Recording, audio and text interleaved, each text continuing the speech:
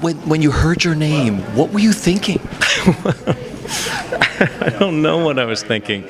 I've spent the past 6 weeks trying to define and articulate, and at sometimes I felt really pleased with myself. I'm going to admit it, And I sat down and wrote for the first time, I wrote this piece for Medium.com where I really sort of talked about my family and myself in a public way that I don't usually do. So I've been practicing for this moment, and then I just completely blew it, in my opinion. It's just, there's no way you think you can prepare yourself for this kind of thing, and you just can't. I watched, Lisa and Janine and all these other people be far more articulate about the experience of doing the show, so thank God for them. And my job's to be an actor anyway, I'm not really supposed to be all that smart. Exactly. Were there people you forgot to thank? I mean, you have such little time up there. Thank them at Broadway World.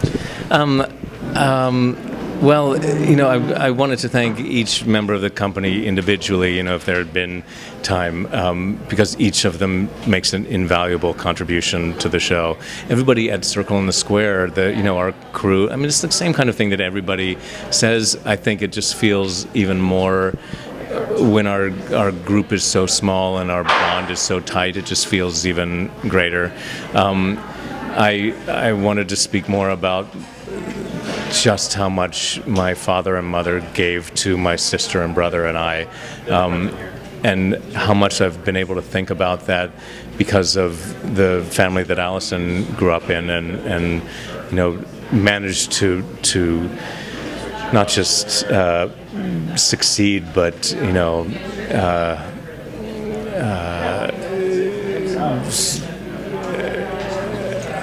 don't know if there's a word for what it is exactly that Allison has done in the world, but it's an extraordinary thing.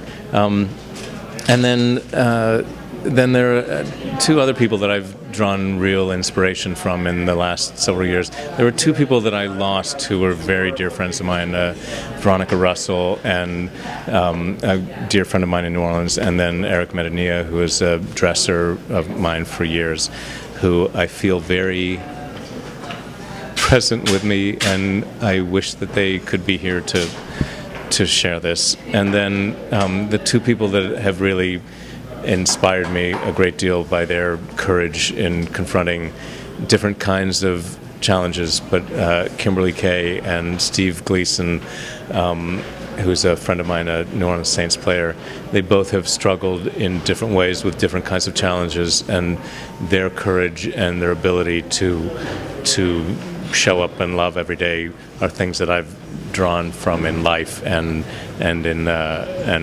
my work. Not to mention Sam and Janine and Lisa and all the regulars. This is your second.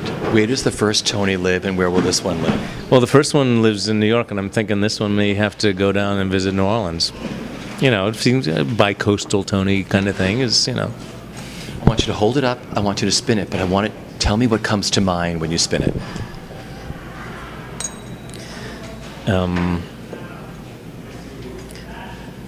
How life has at least two sides all the time, and in our case 360 sides at Circle in the Square.